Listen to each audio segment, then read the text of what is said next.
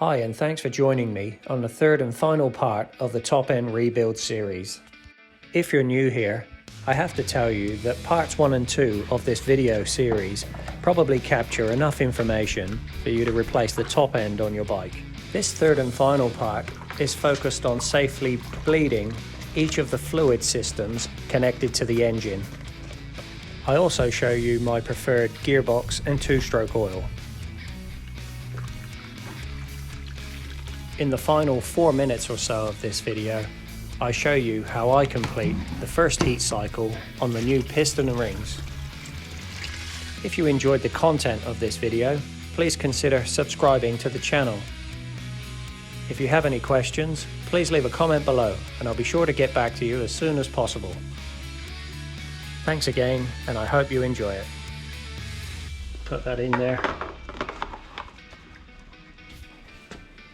This is a Piper Cross air filter that I'm using on my bike. The internet forum suggests that it's better than the standard OEM filter that comes on the bike.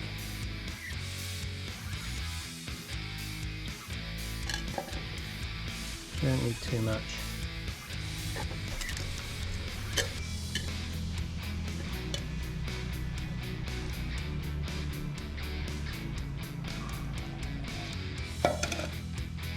There you go. Filter serviced.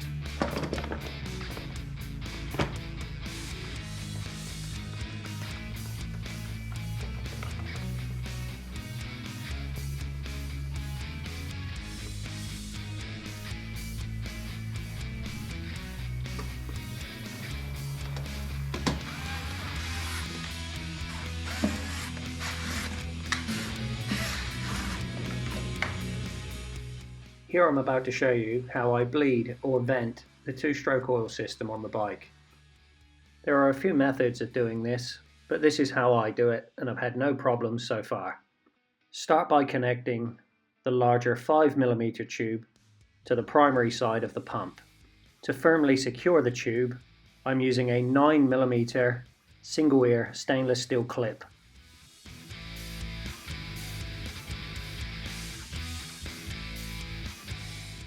Then connect the smaller 3mm tube to the secondary side of the pump. Then to secure the small tube to the pump, I'm using a tiny 5mm spring clip. Now I need to remove the trapped air from the system. With a Phillips screwdriver, remove the small bleed screw from the pump. This will release the oil and you can see the airlock working its way down the large tube.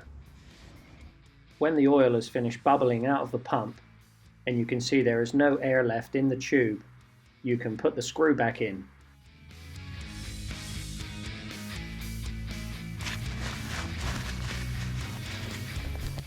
To simulate a full throttle condition, carefully rotate the pump arm up 90 degrees and keep it held in this position. Again, it's important this arm remains held up through this process.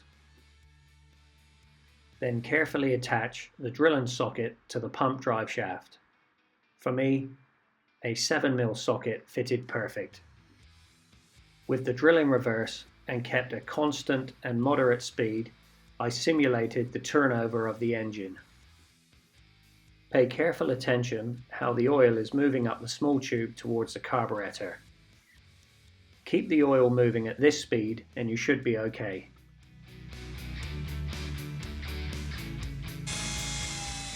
This is a different view of the process. Pay careful attention to the drill and how smooth the pump is in my hand.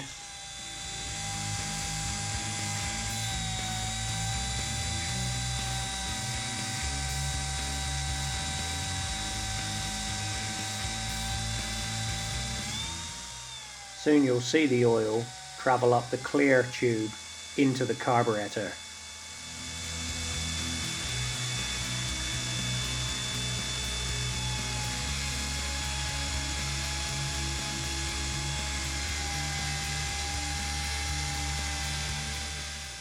When the oil finally meets the carburetor, keep the drill spinning for another 30 seconds just to ensure the oil has entered the carburetor and there will not be an oil shortage when you start the bike. Now the air is removed from the lines, I'm ready to install the pump.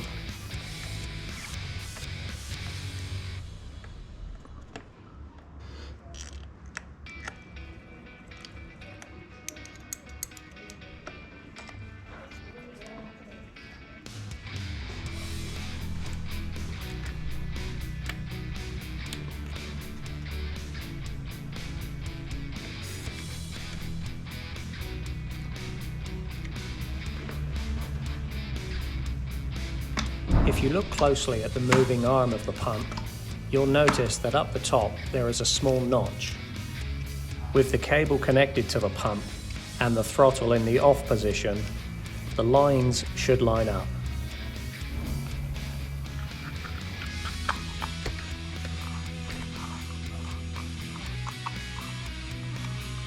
As I refill the oil tank, I'd like to tell you why I decided to use Motul 710 two-stroke oil in this bike. The previous owner was using this racing grade two-stroke oil, and I found the bike wouldn't run very well. The bike would stutter and leave excessive oil residue around the exhaust. Whilst I believe this oil would be great for racing on a motocross track or in a premix bike, I don't believe it suited the general riding conditions that I do on my bike. I did my own research on the internet and found manufacturers like Castrol, Silkaline and Motul all make some great oils. As I understand, Motul's premium offering in two-stroke oils is the 710 that I'm using and also the 800. The Motul 800 seems to be focused on premix and off-road use, whilst the 710 seems to be focused on oil injection, competition and road bikes. Please know that I'm not trying to advertise the use of Motul 710. I'm only trying to tell you that when I started using this oil, some of the tuning issues I was having went away and the bike started running a lot better. Ultimately, I suggest you use the best oil you can afford and the oil that suits your riding conditions. Please leave a comment below. It would be good to hear what oil you've decided to use.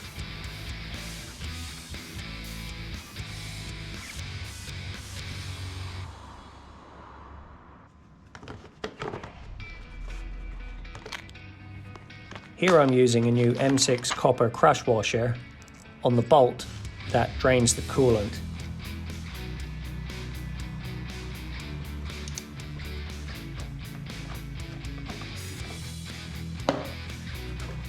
I've no loyalty to coolants. This is the best one I could find at the time.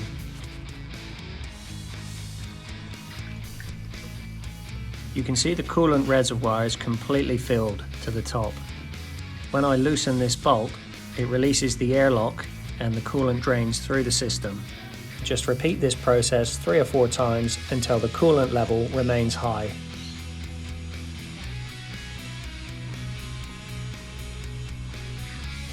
You'll know you've done this enough times when the coolant starts to bubble and spill out of the small hole. You need to bleed just one more part of the coolant system. On the pipe leading to the cylinder head, there is a small Phillips head screw. My apologies for the bad viewing angle, but here I'm removing that screw, releasing the air. When the coolant starts to leak and bubble out of this hole, you know the air has been removed from the system and the system is filled with coolant. Then complete a final top up of the coolant reservoir, then you can screw the cap back on and you're done.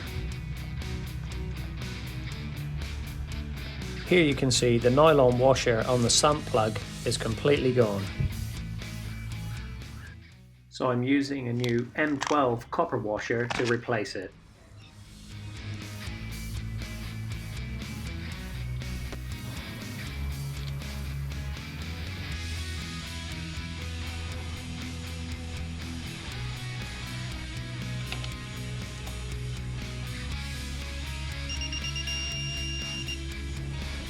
This is the fully synthetic gear oil that I'm using. You'll see that it's a 75 weight -90. This is what my manual recommends using. Before I bought the bike, the previous owner was using this 10W30 oil. I decided to stop using this oil and refer back to the manual specification.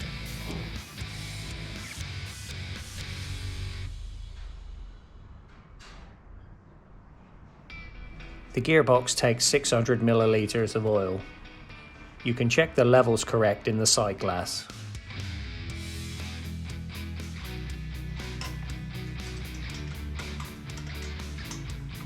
For the next 4 minutes, I'm going to show you clips of the first heat cycle on the new piston. The plastic bottle I'm holding is filled with petrol and is my temporary petrol tank while I'm doing this heat cycle. I'm purposely leaving the fairing and the plastics and the petrol tank off the bike at this time, just so I can check for any leaks or anything that could go wrong before I ride the bike. It's my preference to do only one heat cycle on a top-end rebuild. Other people prefer to do 2, 3 or 4 heat cycles before riding the bike. However, it's my preference to only do one. I should note that for the first 20 kilometers on the new piston rings, I do take it easy whilst riding, and generally keep the revs below 7 or 8,000.